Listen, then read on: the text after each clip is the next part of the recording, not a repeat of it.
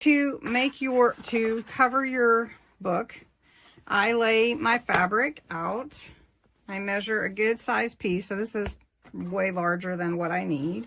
So I want to cover my book, so I need a little extra on each side to bring in, and a couple of inches on either side here and here. So I'm going to trim this fabric down. Once you trim your fabric down to the size that you need, with a couple of inches or so on each side, one thing that you're going to want to do is trim away the corners.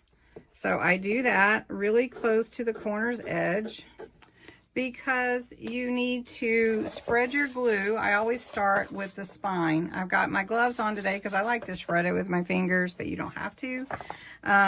You do need to spread it pretty well to make sure it gets covered. And so I'm just going to do that with a glove on today, so I have somewhere to be. So we're going to just do that and spread it nice. And then I like to lay it straight onto the fabric.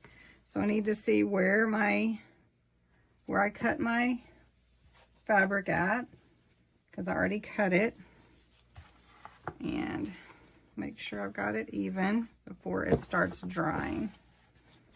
Okay, so I'm just going to put glue in the spine and then spread it all on my cover, starting in the back, but you don't have to. You can work anywhere, front or back.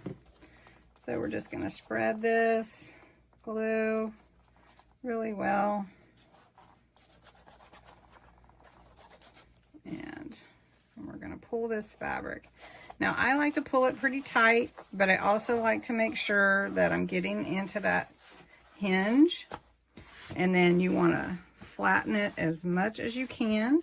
You can use a tool for that if you like to. Okay, so this is just covering your journal. Okay, and we're going to just lay that over.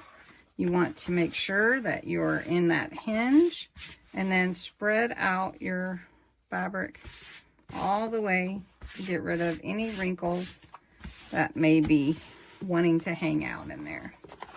Then what I try to do is work my journal cover back and forth to make sure it does work.